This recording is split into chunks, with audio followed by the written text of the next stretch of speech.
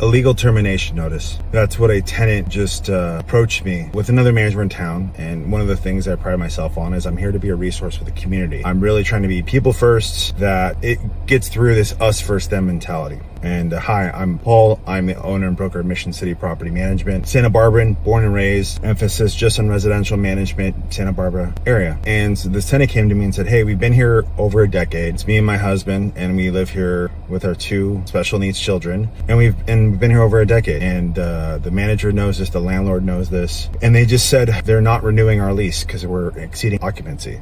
Now, California is a very gray area about occupancy. The guideline is 2 plus 1. So if it's a 1-bedroom, you can have 2 occupants plus 1 in the living area. Now, Santa Barbara's special, depending if you're in the city or the county. They do not count infants, either 12 months or 18 months. In my criteria, I just say, hey, we don't count infants 2 years or less. So otherwise, children can't be factored into that. Now, the owner and property manager knew and have had them living there for a decade with this. So already that sounds fishy that now they're trying to use this as a reason to terminate their lease. In addition, I said, okay, where is the property located? It's located in the city limits of Santa Barbara. It's a multi-unit, so it's subject to just cause. Did they go through, give you anything? No, it's just a verbal. Okay, so I'm not an attorney. I'm going to give you all the rules and regulations that should have been getting followed by this licensed management company. And you might want to ask for clarification from them. Number 1, any property subject to just cause, which is generally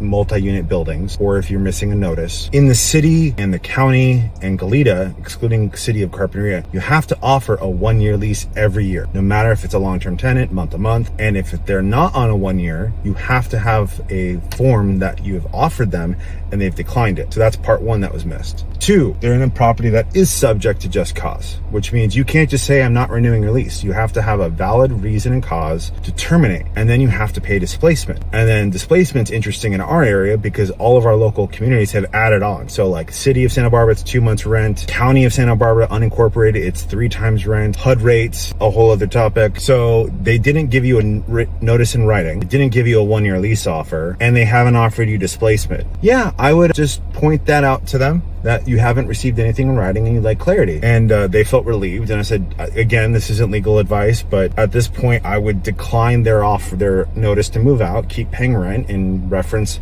And I gave them the civil codes. Here's the code for the city ordinances, here's the state ordinances, and this is your understanding. And not being contentious or threatening things, but it sounds like they made an error. And by the way, again, this was processed by a licensed manager. So when a lot of people say, oh, I have a property manager and I'm paying 3 or 4%, I can guarantee they're not staying on top of all this stuff. Well, like and follow if you like this and want to hear more.